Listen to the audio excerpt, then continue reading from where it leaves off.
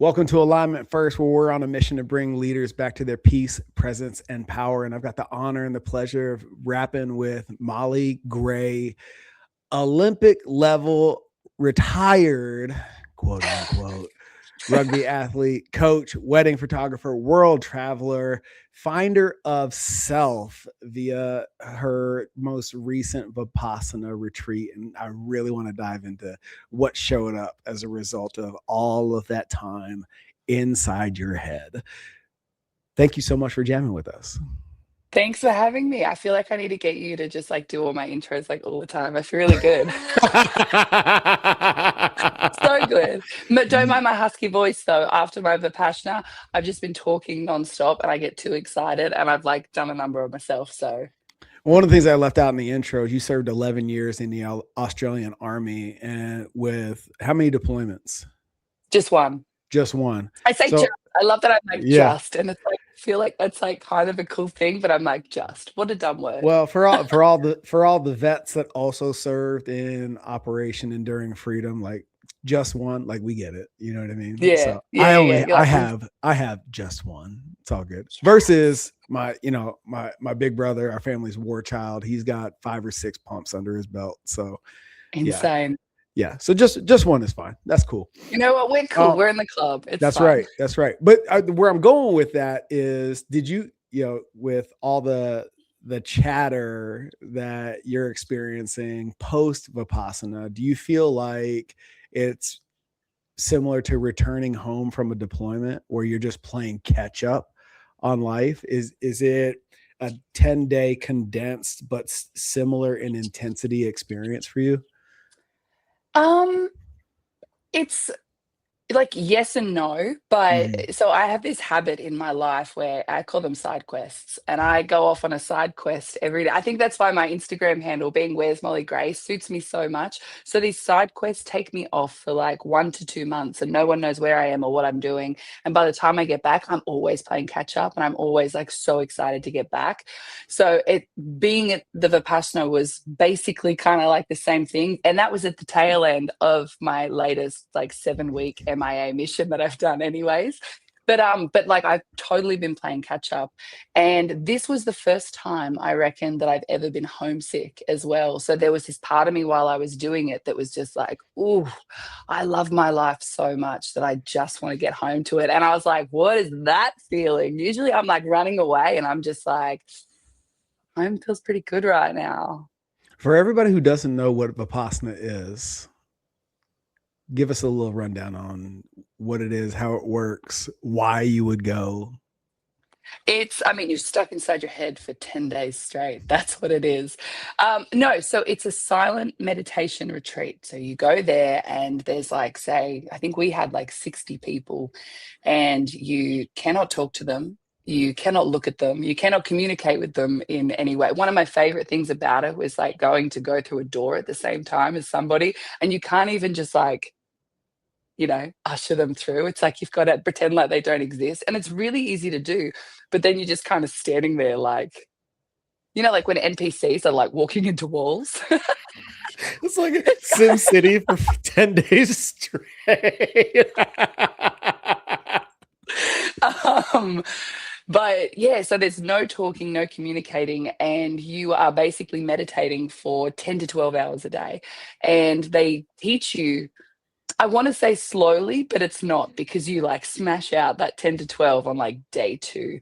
But it's what's really beautiful about it is the way that it's broken down. And so the first 4 days is all about observing respiration and sensation in your body. And that's how we're essentially teaching our minds to focus, because we're so unfocused. I feel like we walk around thinking we're really focused, but like probably not when you think about it. But so you're observing your respiration, your sensation in this little spot here for 4 days while you're sitting really still, trying not to scratch and itch and move and all the things. And then on day 4, you're taught about the actual practice of Vipassana, which is the body scanning. So you start off real slow at the top of your head, and you're basically looking for sensation.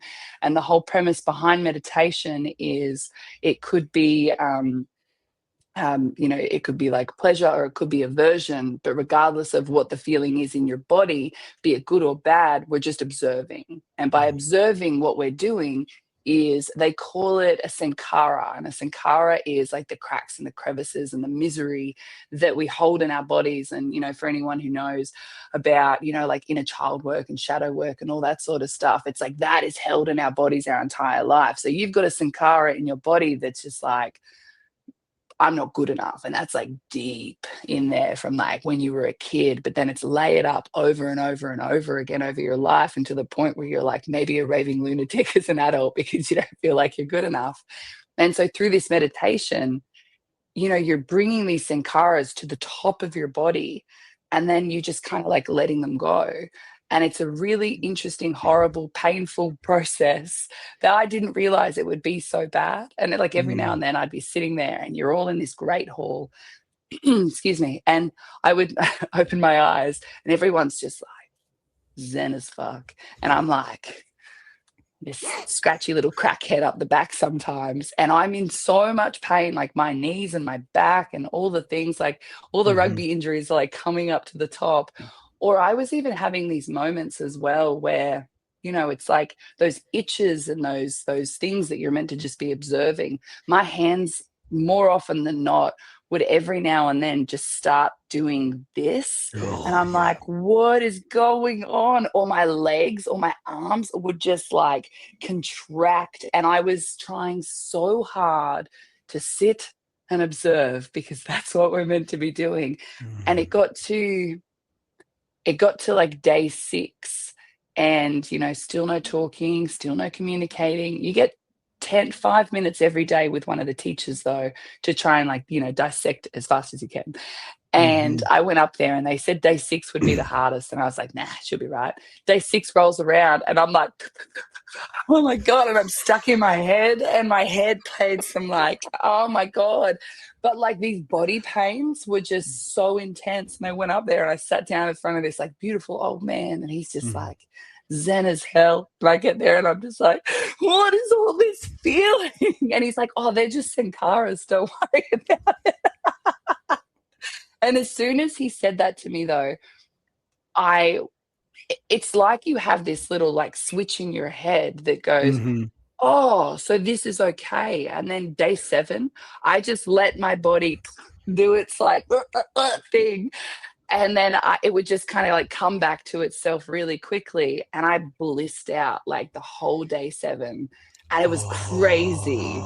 It was so weird. And like when I meditated on day 7, like day 8, 9, 10 was just a whole thing in itself as well. But day 7, I was like, hell yeah. And it was just, I sat in that hall all day, went out like a couple of times, but like it was incredible. But one of the hardest things, and sorry, I'm going on this huge rant let here, it but rip. like, Go ahead. That's what we're here for. Come on. I'm here for it. One of the hardest things though is like you go silent and everyone's like, and obviously, like we met in Vegas a few weeks ago and like we were just chatting the whole time. And so anyone that knows me is just like, you're going to struggle. And I'm just like, I did not struggle once with the not talking. That was like so fine for me. But the hardest part was the thoughts in your head and like where it goes. And it either goes, you got like 3 options. You go into the past, you're going to the future, but the hardest part is to come to the present. So I'm mostly in the future.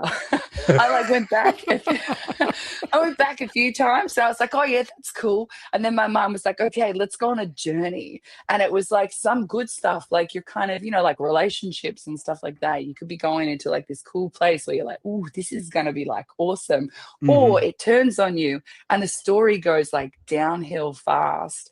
But it like changes as well based on like where you're at with your meditation and your sankaras that are coming up and stuff like that. So what a ride. My head is busy, man. Holy shit. So, oh man, where do I want to go with that? Okay, So go, much. start. Well,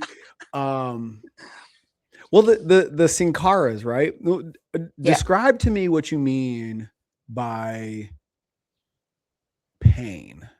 Is it emotionally painful? Is it physically painful? Is it a combination of the two?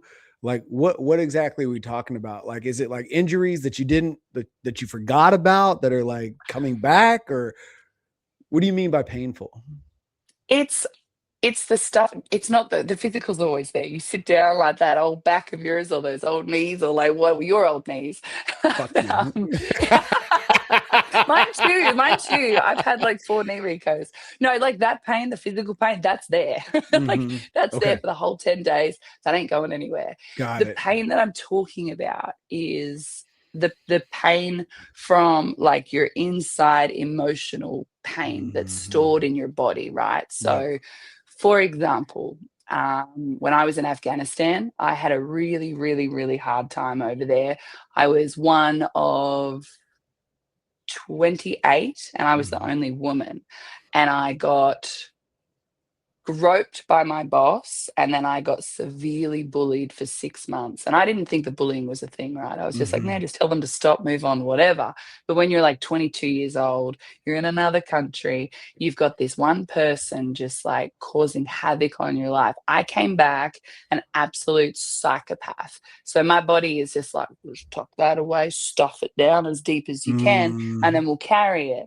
So then for me, like that moment in my life when I got back and I had a little meltdown and I got out of the military for 6 months, I had that moment of like, when I was about to step into rugby, right? I was like, I'd always wanted to play rugby for Australia. Um, and this has got a point about Sankaras and body pain, I Mm-hmm. swear. Another tangent. But I'd always wanted to play rugby for Australia.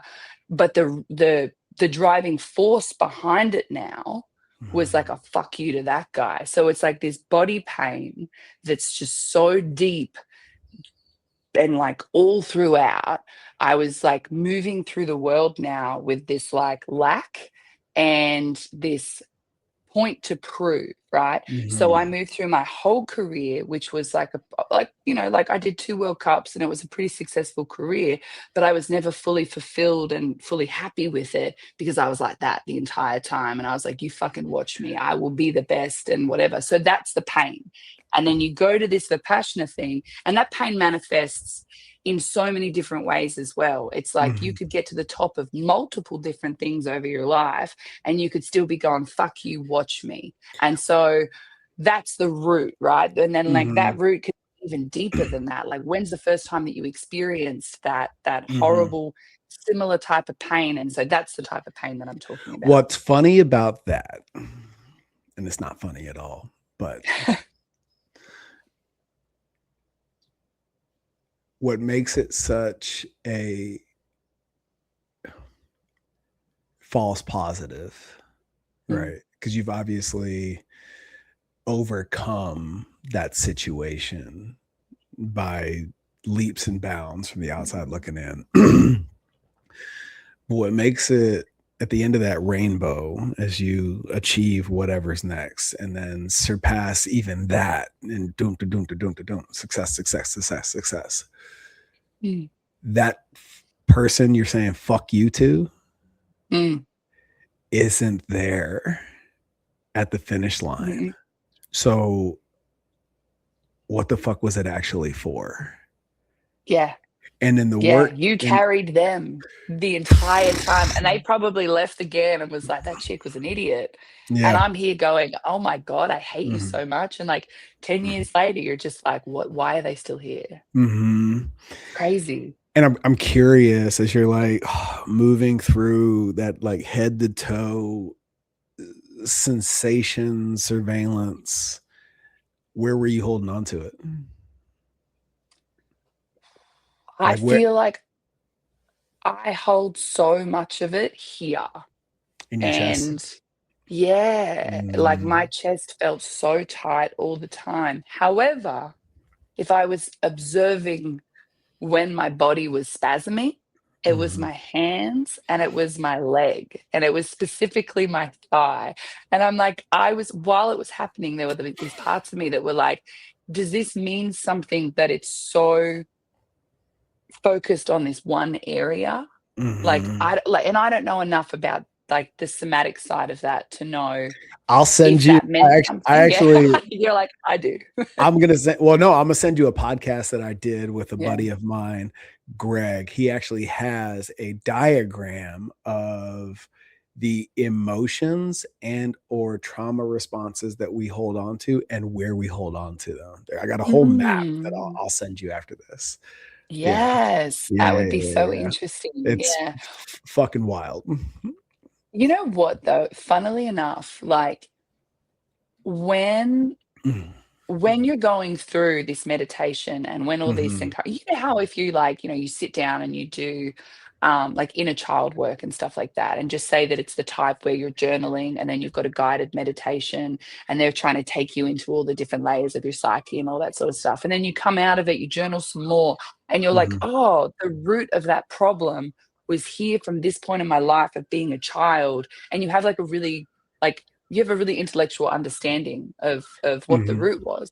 Whereas with the Pashna, it's you're bringing the, and this is what I noticed because there wasn't story attached to it. It was like you mhm, could feel all this stuff coming to the top, and you weren't just like, oh yeah, that was the time I didn't feel good enough, and that was the time that I didn't feel lovable, and that's all leaving my body. You just mhm, come out of it feeling different. It's more, it's yeah, it's so, and it actually like took the whole process was long and mhm. hard, but not having to intellectualize and fully understand all the time is just just as powerful, I think, as Yeah, no, 100%. I love that because you know, I get to Vegas and I knew you were my people because yes. I'm late to dinner and inside of 5 minutes we're talking about self-discovery and plant medicine. And I was Yeah. like, oh, she belongs. Okay. Yeah, and you whipped it. You're like, "Do you wanna see a photo of my knee replacement?" And you, like, pulled out this photo, and I was like, "Hell yeah." Are you squeamish? Fuck no. Let me see that shit. Okay, here we go. And uh part of the guidance you're given in plant medicine facilitation is that which you resist persists. Mm. So you really, at least in my experience, and I've been really fortunate to have really amazing facilitators in this regard that have any at any point where I was like resisting, or and I'm curious how this lands for you in Vipassana, like that thing that you thought you were there to resolve, you had attached a capital T trauma to it. And then what shows up is, oh, my dad ignored me at the dinner table. I don't want it to be that. It's got to be Yeah, yeah, yeah. like an ass Big. whooping or a fight that I got into, or a Yeah. relationship that ended, or somebody significant died. I want it to be that. That Yeah. that would justify this deep sobbing pain that I feel. It's like, nope. Yeah. He walked out on Da your athletics ceremony in high school. Mm. And the scars that type of shit leaves. And like as you say it out loud, adult to adult, you're like, that sounds so dumb. But you're Yeah. to your point, the inner child stuff, your 8-year-old self is like, fuck no, dog. Like that's where the work is, you know? Yeah. And so in the plant medicine space, because it is so upon you, once you're on the ride, you don't get off until it's over, Mm-mm. right? Mm-mm. And So you it's get stuck, and it's like you you need can. someone there Oh, my to be like, "Hey," like, and you're not even there. It's like they're just the hands or whatever. I got stuck once, and I all I remember was like just being like this. And then my facilitator, I've been so blessed as well. And I've gone with her 3 times. She comes over and she's just like, put her hands on me. And she's like, mm. relax. And then, but then it takes you off on that journey. And you're like, I won't go there. But we're there. Well, and the facilitator then is, hey, let it, allow Yeah. it, surrender to the medicine, take the lesson it's trying to give you, learn it, internalize it, and then move through it, right? Yeah. In Vipassana, because it's so deliberate, it's voluntary, and it's sober, right? Was there a loop that you got stuck in along the way, like something that you're, to your point about that busy monkey mind? Is there something that was like on repeat for a good while before like the surrender actually took place in day 6, day 7? Mine was, my loop was relationship. Oh, man. That's why I It asked you if was, there's anything off limits. Here we are. no, it was. And it was, it was two relationships, right? It Mhm. was my past one and it was my current one. Mhm. And my past one was fucking traumatic. And I've spent the better part of the year. Actually, no, I have. I spent a whole year after that ended. Mhm. I was like a wreck, right? An absolute wreck. And my heart was broken. I knew that I needed to leave. I knew that this person for me was just like not it, because who I was like just this puffy, sad. My whole body was like caving in with this guy.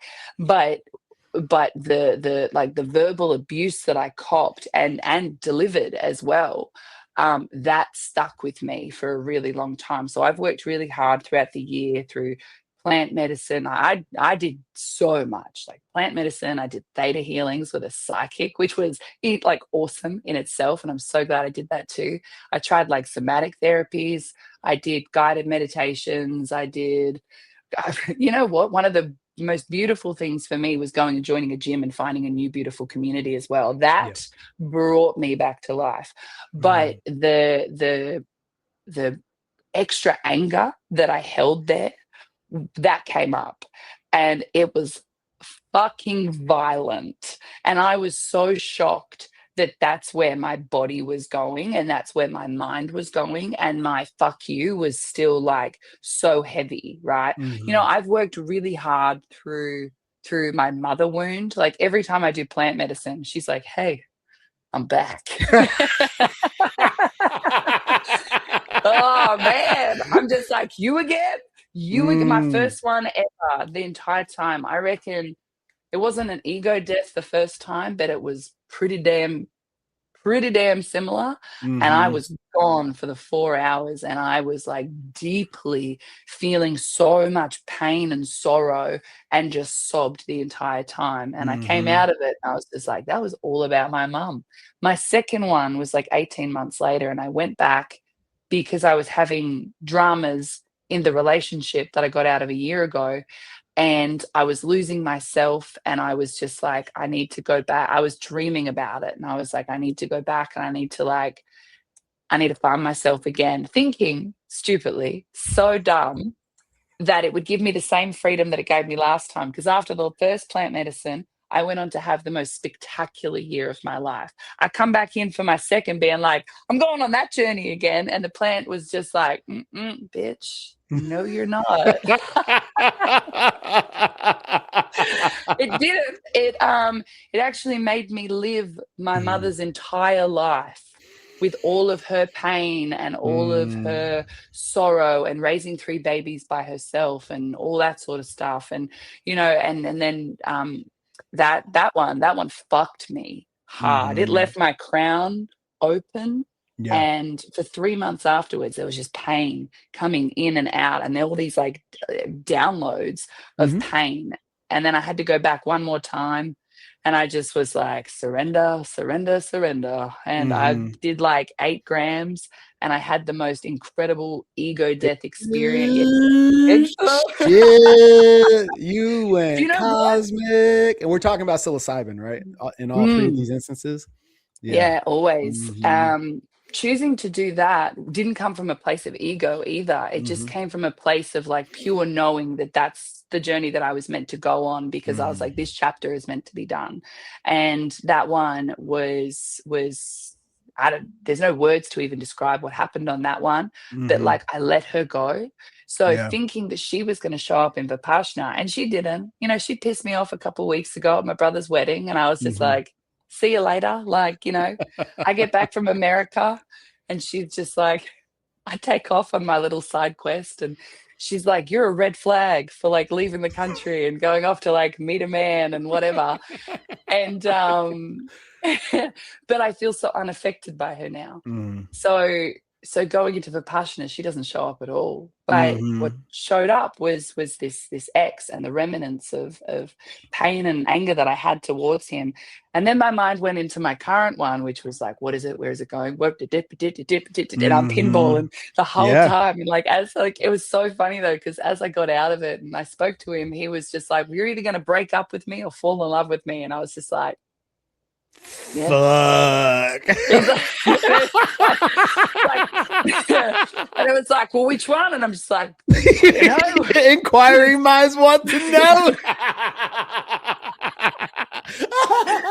But that's where my head mostly was the whole time. Yeah. And I'm just like, 10 days of this, and mine wants to be like, are you going to fall in love? Like, that's where my mind was. So let me ask you this, because you know, you're taking the lessons of one, and I guess we're talking about future casting, right? So you're projecting into the current, right? Yeah. Was there a moment of awareness where you're like, oh fuck, I'm taking that into this, and that needs to stay back here? As in the previous relationship into the current? Yeah. No, actually, no. Interesting. Yeah. I feel, and thank God I had the year that I did, because I have worked so hard on developing my emotional intelligence. And because I feel like maybe I was like a little reactive Neanderthal my entire life. Just like a dumb thug moving their way through relationships, and super reactive and all that sort of stuff. And because I like allowed myself to feel through that entire breakup, and my goal with that one was, no matter how much pain that I was in, I always wanted to keep an open heart. I didn't want to come through that being like, fuck men, fuck relationships, blah, blah, blah. So it's like, when I've come into this next one, I didn't bring any of the anger, or like, I didn't turn up with my bags, you know? Right. I actually left them behind. There are definitely still like things that pop up for me, but but I work through them so much quicker now that I don't have to ever move the two into, like, they're not doing that. For the first time in my life, they're not. This is cool. This is cool. So I'm so curious about the mechanism for the real time work that you're doing, right? Because I know in my relationship with Nicole, we've decided, we've agreed between the two of us that we're playing the same game, right?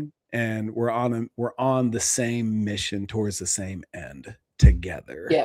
And in that work, for me, when I'm doing that work in real time, it's knowing that it's the container of our relationship is safe and sacred, so that the work can be done in real time without the worry or the preoccupation of being judged for it. So when we're in those moments together, the exercise or the expression of that work is just announcing that the work is being done. Like, say that shit out loud. Like, hey, this is where I'm at. This is what I'm moving through. I'm upgrading and updating in real time right here, right now.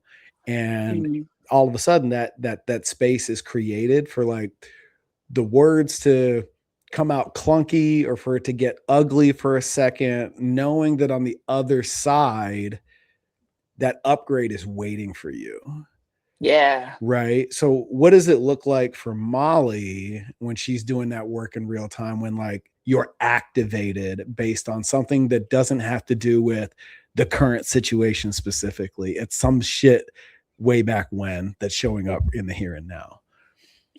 You know, it's so interesting because, you know, I'm pretty new into this new one, and this has been such an adventure for me. I don't know how he feels. He's probably just chilling, being like, just being a bit crazy, like what? And I'm just like, like I'm like feeling all the feelings, and he's just like, I don't care, man. One thing that like happens for me in real time is like is the triggers that come up, and they are overwhelming. And this is the thing, and I was watching a video last night about it, and it's just like, you know, we go into our solitude post breakup, and we're like, I'm healed. I am healed in my home, away from the world, where I'm not being tested and whatever. And it's like the biggest test is going into relationship, and all of a sudden it's like you're getting triggered left, right, and center, right? So for me, it's like those real-time downloads are observing in my own body what's happening when I get triggered by something. And then instead of being like, bam, fuck you, it's just like, sit with this for a little bit and see what's happening. One of the most challenging things for me, and I've really only been able to start doing this post Vipassana, is communicating that. Beforehand, I was like suffering in silence, and, you know, I would go quiet and I would get uncomfortable and I just wouldn't say anything, and I would get so in my head about it, and because I wasn't saying anything, it's like, well, how's this guy meant to know that I'm like suffering? And so what I've been doing now is I'm finding there's this freedom in my throat to be able to like communicate my needs. And I try really hard to not, like, you know, let's just say someone does something that pisses you off and you're like, that pisses me off. And that's because this happened back here, you know, this time. But it's like, I don't want to bring that into this, because then that kind of like takes away from that person to be like, oh, well, you're just acting like that because of old mate from before. And it's like, no, I'm reacting right now. My pain is my own and how I feel it deeply. But like right now it's you. But and I don't know if my answer is making much sense, but no, totally. But it's just yeah, I'm just in real time. I have so much more like clarity throughout my entire body, where I'm like, ooh, I know what this is, but I need to keep like checking with myself to be like, you have to communicate. Yeah. You know, well, if I don't, I feel like I'll die. Was there a big leap for you in ego or identity coming to this place where you check in with yourself first? When that activation, or I don't like to use the word trigger anymore because of the energy around it. Most people receive that word negatively. So the word I've replaced it with is activate. When you feel activated, this peak emotion, was there a lot of work involved, plant medicine or otherwise, in which you, instead of externalizing first, you check the temperature inward with like the question I always ask myself when I'm activated is this my shit, or is this actually happening? Yeah, that's something that I've been doing so often, like and I never used to. Like if I got activated, I'd be like, I wouldn't even think. I'd just be like, no, fire the missiles, and like and that is not a good quality to have in a human. But I grew up with a mother like that, and I grew up with a mother who, you know, it's her fault, obviously it's not my fault. Really? No, but I grew up with a mother who was really, really reactive to me, to her partners, to my siblings, everyone. And then so I moved through life and I would be reactive, and I would try really, really hard not to be, and it would be like, You know, Mhm. you'd be in there like trying not to, Just fucking and it was, vibrating. man, it was it's like this little time bomb. You know those little toys that like jump across the table? You wind them up? That's me.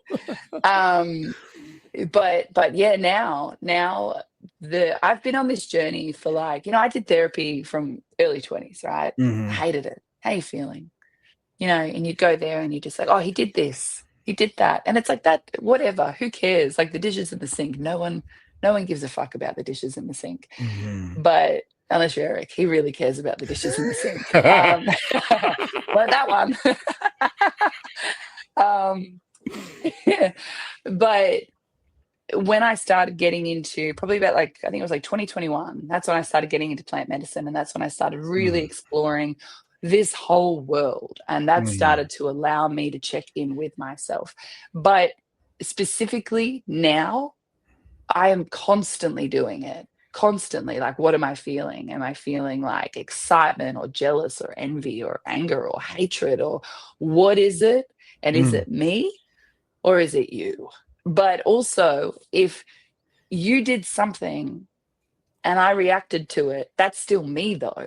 Like, not Mhm. everyone is out to get me and not everyone is out to fuck with me. And it's like, if you say something to me, it's like, it might not be your intention or whatever, but how I react or how I feel, that's my responsibility. Mhm. So what I'm learning now is that it's like, regardless of whether it's you or me, I constantly have to check in with me. Because, Yep. you know, like, if I was constantly walking around doing this, you know, you got one finger pointed forward and three pointing back, right? Like it's me. It's Yeah. me, and I'm in charge of my own peace, and I'm in Mhm. charge of you know how. Yeah, right there. Mm. Yeah. Yeah, but and I want peace. I That's all I Mhm. want. I just want to live like really like obviously like, you know, I bounce off the walls and I have fun and all that sort of stuff, but at the end of the day when I come home it's like I want Mhm. peace and I want harmony. And the Yeah. reason that I do all of this work, and I realized this, and this is something that I realized while I was on Vipassana as well, is that I do this for me, absolutely. Um, but I do this for my, like, to be a better partner in relationship, and then to Mhm. one day, you know, if I'm a wife, to be a better wife, and then if I one day get to be a mother, to be a better mother as well. They're Mhm. the things that I want. I want to be a great partner, great wife, and great mother, and a Yeah. great person. So again, my peace is my responsibility. So, Mhm. So you know, that's a beautiful segue into this next question, because the coaching call that I facilitated this afternoon prior to this episode, this conversation, there's a prior intelligence operative named Chase Hughes. He's big in the podcast space right now. He's got this really crazy book. I'll put it in the show notes. But like just a wizard of people between the ears in terms of behavior and shit like that. And he talked about uh, there we operate in the world in three versions of ourselves: the version of us in private, the version of us in friendship, and the version of us in the workplace. And it dawned on me, because a lot of people, like you included, like, what is it, what the fuck do you actually do, like what is this thing? yeah, And the in answering, in like identifying that circumstance, like, oh fuck yeah, that, like, in teaching and coaching aligned leadership, it's helping our clients show up in the world not in three versions, but as mm, one version, yeah, right? So you don't have to code switch or change the version of you that certain people experience only to jump into a different costume and wear a different mask for this other room that you operate in. And you know, your move, that's so much fucking energy yeah, to do that all day, every day. Who I am as a dad, who I am as a husband, who I am as a guide and facilitator, who I am as a friend. Like, how much better does it feel to exist in the world as one person, not three, Mm, not four, not five, depending on the context of the environment that you're in. God, that mm, sucks so much. And the fact that yeah. we've led ourselves through story and our lived experience to believe that that is required Mm, creates such a fractured experience, yeah. right? So, as you're moving into this new season of your life post Vipassana, what does it look like for Molly to move in the world as one person? It's a good question. And it's funny, like I remember hearing a podcast like years and years and years ago where they spoke about the different hats that we put on. And they kind Mhm. of, I think back then they would play it out like, you've got to have your work hat and your, dad hat and your all these different hats. And then so I have spent my life being all these different versions of myself. Mhm. And like you said, it's like it's so exhausting.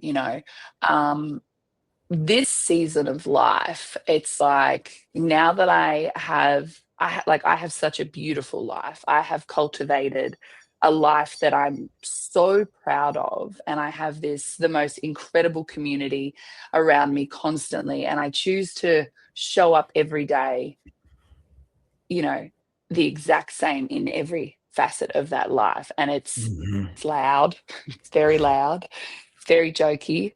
Um, but yeah, and even in relationship as well, it's like I don't want to shrink in Right. that. So it's Mhm. like, so previously, right? Like I was army, I was rugby, I did a stint as a TV presenter, crumbled in that one because I tried to put on someone else's hat. I I Oh, okay. Side quest story for a second, right? So I've just finished my rugby career, and I was chasing media. I really liked it, but I think I was like Mhm. egotistically chasing it because I was like, "Don't forget about me." And so I did this interview after my World Cup. No, before I just come back from this like horrific knee injury, and I had a full ACL reconstruction, and then I played in a World Cup 5 months later. So fun. Stupid. You're a At the time, baller. I was like, Holy shit. no, it's so dumb. There's this interview. Oh, got shame. And I'm just like, oh my God, like just all these things are happening and it's just crazy. And I'm just like, no, it's not, bitch. You are so fucking injured. And I was like, yeah, I'm walking because I walked out of hospital and I was like holding onto the walls and I was like, whatever. And I can't even, like, who was that idiot? Whatever. Anyways, so I'm at doing this interview, right? And there's Mhm. this big semicircle couch and it's real deep. And there was me and another teammate. And I was just like, babe, whatever you do, don't sit straight back. I'm like, chins, chins. I'm like, you got to lean, throw an arm up, cross your legs, do whatever. So she's sitting like this the whole time. And I'm like a lounge lizard. And from that, I was able to have just like a really chilled out conversation like this. So then post World Cup, fucked my knee, obviously. 4 weeks of football, like I had to medically retire after that. And I was like, why? Stupid. Anyways, got a phone, got a phone call and they said, we've got this show on Fox Sports that we want to do. It's a panel show and we want to have you on. We want to have a female player on, blah, blah, blah. And we loved what you did on the couch. And I was like, sick, great. And I turn up and I was like fresh off a World Cup. So I'm like boulders of shoulders and just like thick and like athletic as hell. And I go in for this photo shoot with the whole team. And Mhm. it's all the men were all the ex-footy players, and they're like kind of young, kind of old. They're just like, they don't care. They're just like rocking their like pot bellies in their jackets, and they're just adorable. And then the women, though, are all these cute, Mhm. teeny tiny little news reporters who are like this big on me. And I'm walking in like dus dus. And I got so insecure And so, Ooh. and I didn't know how to stand, and I didn't know how to be. And all of a sudden, it's like that wild, fun, free chick that I know that I am Mhm. disappeared almost like instantaneously.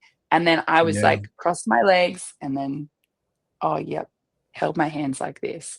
And I just Oh, fuck. turned. Yeah. So I grabbed her hat, put that on my head, Yeah. and then I was showing up for these shows, and I was doing a couple a week, and I fucking bombed it because I was Yikes. so self-conscious that I couldn't even Mhm. just sit, write a couple of dot points about rugby and just Mm. talk.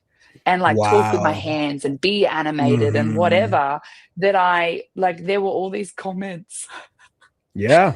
from this one show where they're just like, "Who's this bitch? She doesn't even say anything." And I was, but in my mind and in Never my read the body, comments, Molly. ah, Never read the no. comments. Post and ghost. Be done with that I shit. know, I Whoa. know, I know. And so like, Damn. I put somebody else's hat on, right? And then so I Mhm. got the flick from that show pretty quickly, because they're just like, Yeah. this chick sucks. And then, then you're angry. You carry that anger with you, Mhm. put that in the bag, and Right. off you We're toddle gonna and deal with whatever. that in But Vipassana. We'll yeah, yeah, save yeah, that yeah, for yeah. I'm later. gonna deal with that. Never. 10 years later, thank you. What the fuck? Like, oh, it just blows my mind. Throw that It's in so there. it's But so human. It's so human. oh, it truly is. Mhm. But so, and that's the thing, right? And so me in the gym, it used to be this just this really like, that hat I wore well, right? I was just Mhm. like, again, like just buff as hell, fuck you to the world, would put a hat on, go in and just train my ass off. And I was so unapproachable. And then Mhm. every facet of my life was so different that I was just tired. But Yeah. this version of my life, like I have learned to step into like femininity. What a journey that is. Oh, like as a chick, it's like, oh yeah, we're all feminine. And I'm just like, no, we're not. So I don't need no man. I can do bad by myself.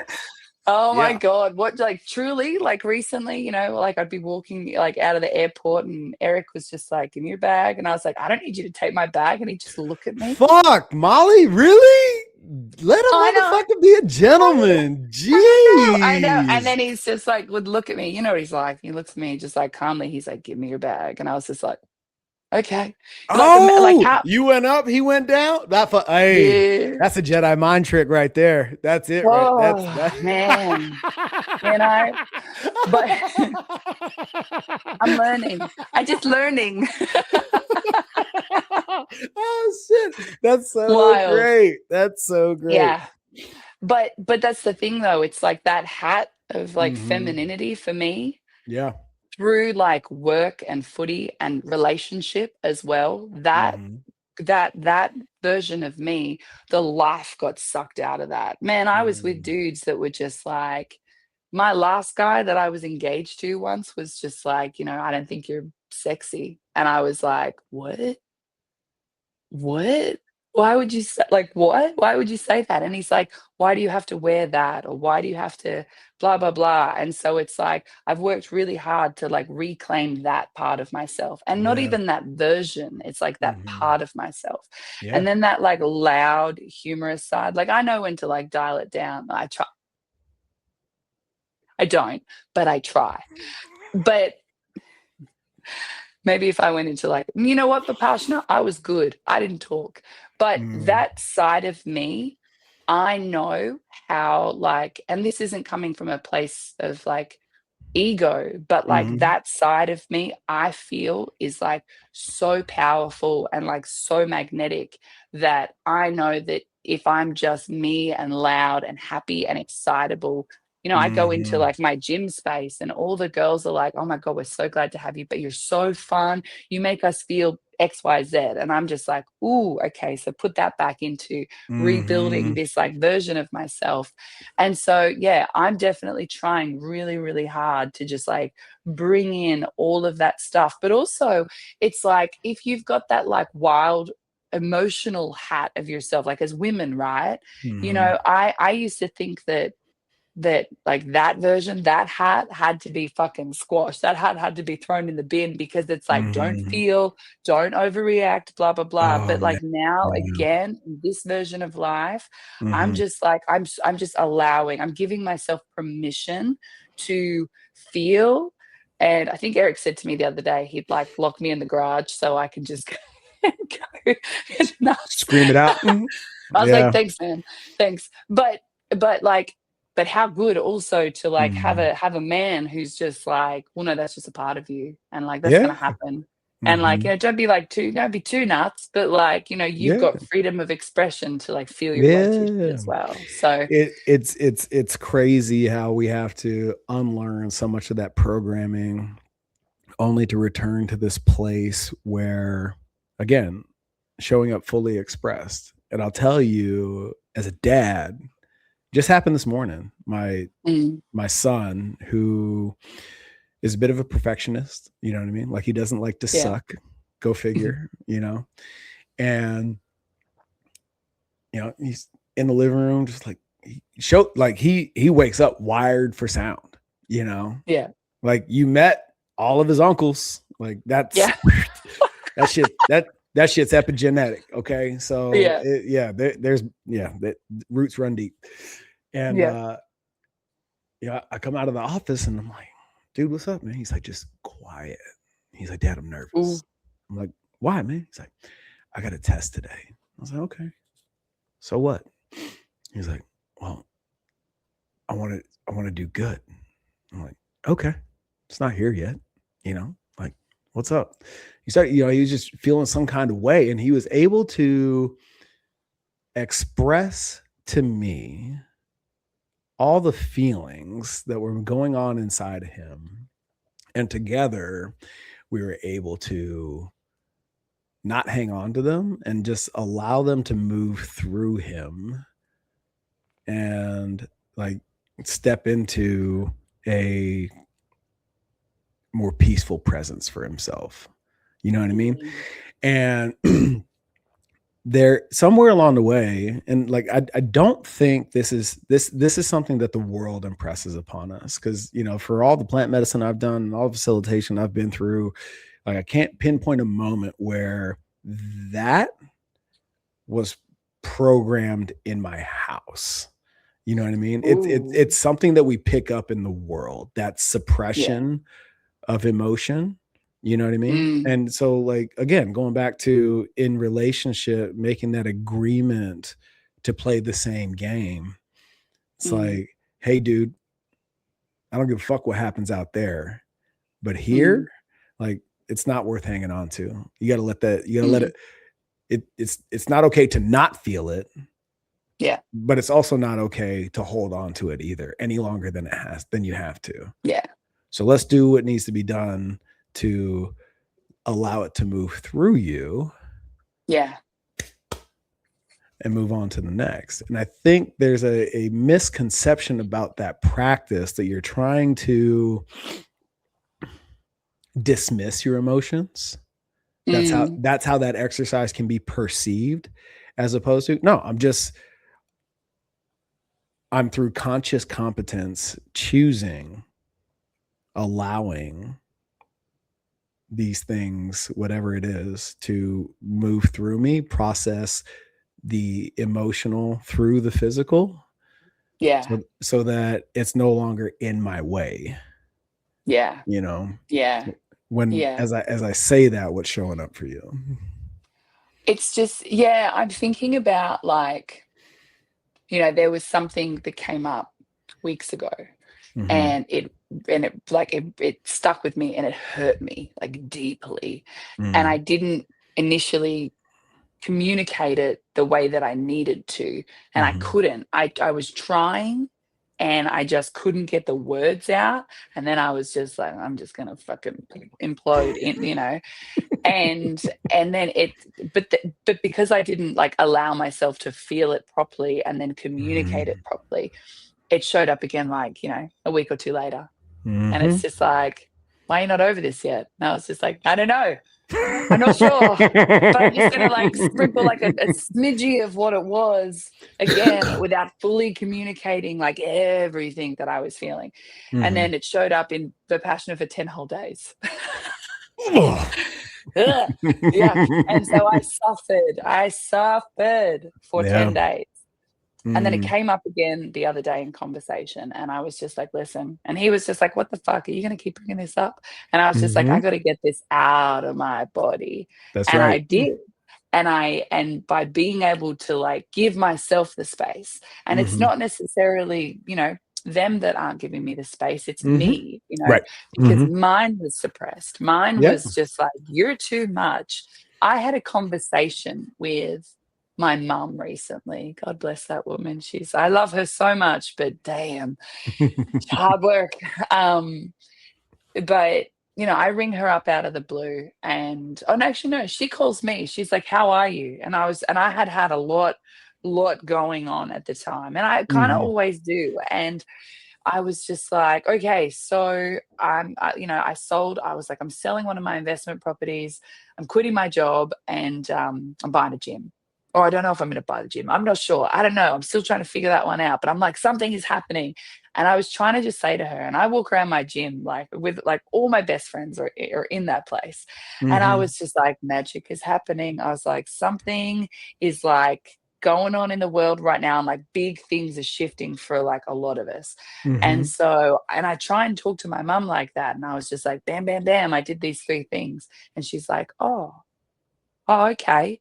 Um, yeah, sweet. All right. I gotta go. All right, darling, bye. And I was just like, what the fuck? I was like, okay, cool. I was like, you know what, crack on, whatever. And I was like cruising around on my bike and just like in the sunshine. And I was like, I don't care, whatever. She Mm. calls me up the next day and she's like, listen, I just got to talk to you about that conversation. And I was just like, what's up? And she's just like, you're too much. And I was like, ooh, ooh, what? What? Mhm. And an unhealed, not that I'm like fully healed, no one Yeah. ever is, but an unhealed version of myself would Mhm. send that all the way back to being a kid and having someone say, you're too much. Mhm. Don't be so shiny. Don't strive for this. Don't strive for that. Just condense, Mhm. and then I've had that my whole life with her. But then when I'm doing the thing, like playing rugby, for example, it's like you train too much, you live in the gym, you have no life, but all the things. Like you're Mhm. so muscly, like, what the hell. But then when I'm off playing a World Cup, it's like, oh, I'm so proud of my daughter kind of thing. And I'm just like, you can't have one without the other dude. I'm like, you Right. gotta love my journey and it's mine, it's not yours. So then Mhm. when she says this to me the other day, I was just like, dude, literally, like you being triggered by how I live my life and the successes or the failures that I Mhm. have is not a reflection of me. That's a Yeah. reflection of you. Yep. And she kind of like argued me on it. And I'm like, listen, I'm nearly 40 years old. I Mhm. do not need your permission to shine. And I do not need your permission. I have worked too hard to be like to embody this version of myself, to be Mhm. like, like I never thought in a million years that I would own multiple properties by myself and have a work like my finger in a couple of different pies with work that I Mhm. get to literally live my dream life. Like Mhm. I cruise to the gym and I work there because I can, because I want to. That's not my full-time job. And I like hang out with my dog all the time. And I love my life so deeply that Mm. when somebody turns around and they go, "You're too much," I'm just like, "Cool, bye." Like, Yeah. and I forgot the whole point of where this was going, but like, but being told that you're too much by Yeah. somebody, so weird. So Can like, the I will never ever suppress my emotions or my life or my bigness or my greatness or whatever it Yeah. is again to like appease another person because they're just like, I can't handle it. And I'm like, go and I know a plant medicine lady, off you go. Yeah. So Yeah. it's crazy how it always comes from the most unlikely of sources. like to have that realization and have that friction come from a source that is so close and near and dear and supposed to love and accept with unconditionally, right? Mm-hmm. It's crazy. And I'm curious, in partnership, to be involved with a person that is beyond secure in who the fuck he is, for better or for worse. Mm-hmm. And for him to say out loud, be you. Mm. What is that like? Because that I know for sure is rare. He doesn't know this. He said something to me the other day that was, I'm sort of making some moves at the moment with career that are Mm-hmm. really, really exciting. And I'm just like, they're going to take a little while, but they're going to be great. And he said this to me like so often Mm-hmm. about just like, like go do you, go and but basically like just be great, go do Mm-hmm. whatever it is that you got to do. And he said something to me like about this new adventure that I'm going on. And it was, I got off the phone and I got like, I got so like emotional Mm-hmm. about it because I was just like, fuck, like to have a person allow you the space Mm-hmm. to just do what it is that you want to do without making you small or all that sort of stuff. Like I truly rare because in my dating history was Mm-hmm. always, you can't date a baddie and get mad when she's being a baddie. You know what I mean? Like Fuck, man. my, and this this isn't a shit on my ex podcast, but the I got a list. No, not at all. He's a good person. Um, but I remember in the beginning with him, it was like he Mm. went through like my Instagram and he saw like my whole rugby career and stuff like that. And he was just like, wow, I'm so like proud of you. And I was like, thanks, man. And then we would go to the gym, right?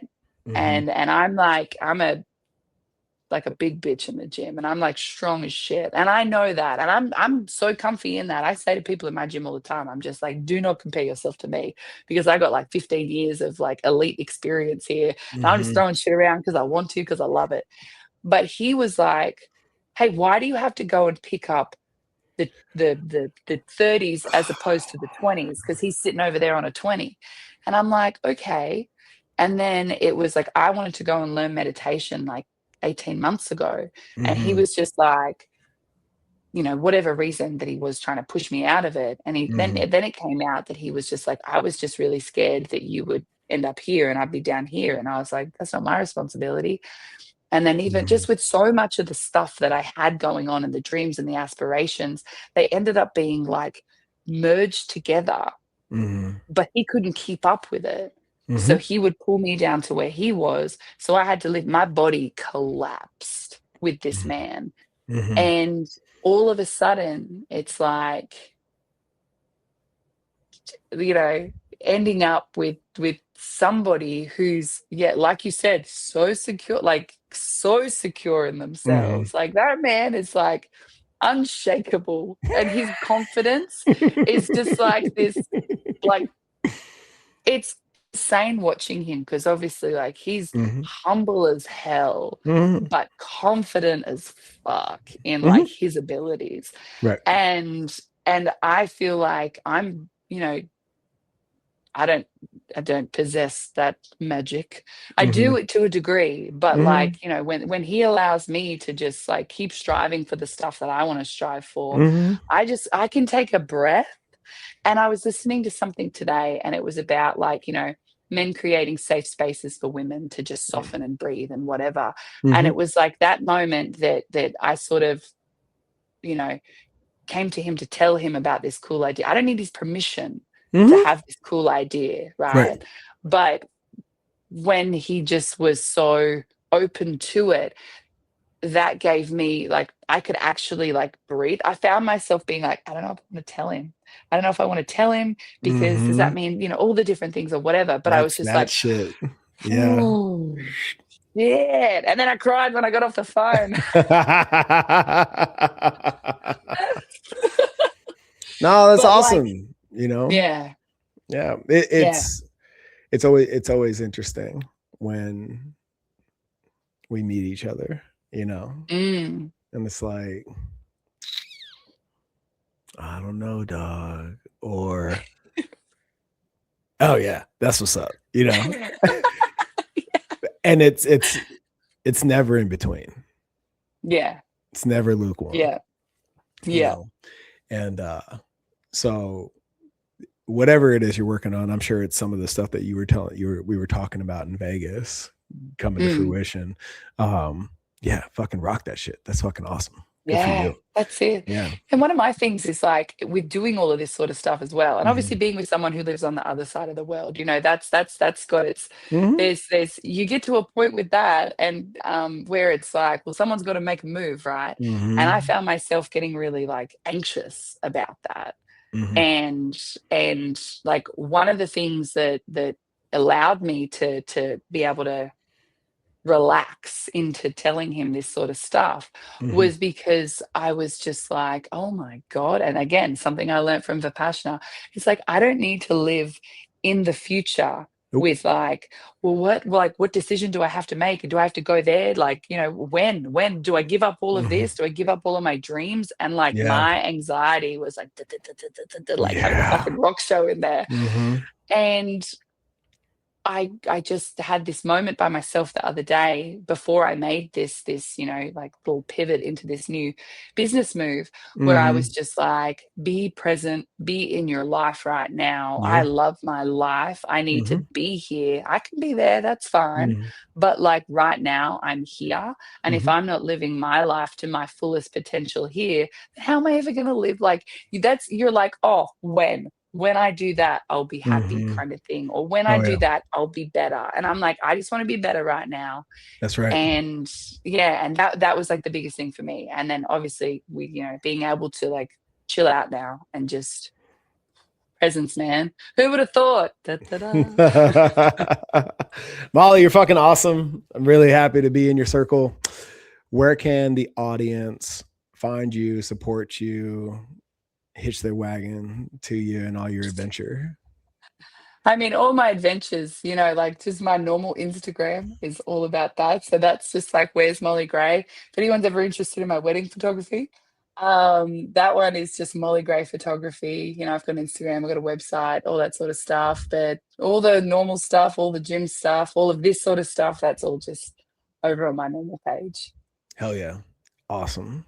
For everybody out there Awesome. listening, give Mollie a follow and you know, see what it looks like to live a life well lived.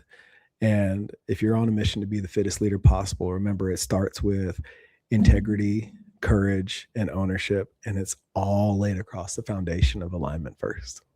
Until next time, see you soon.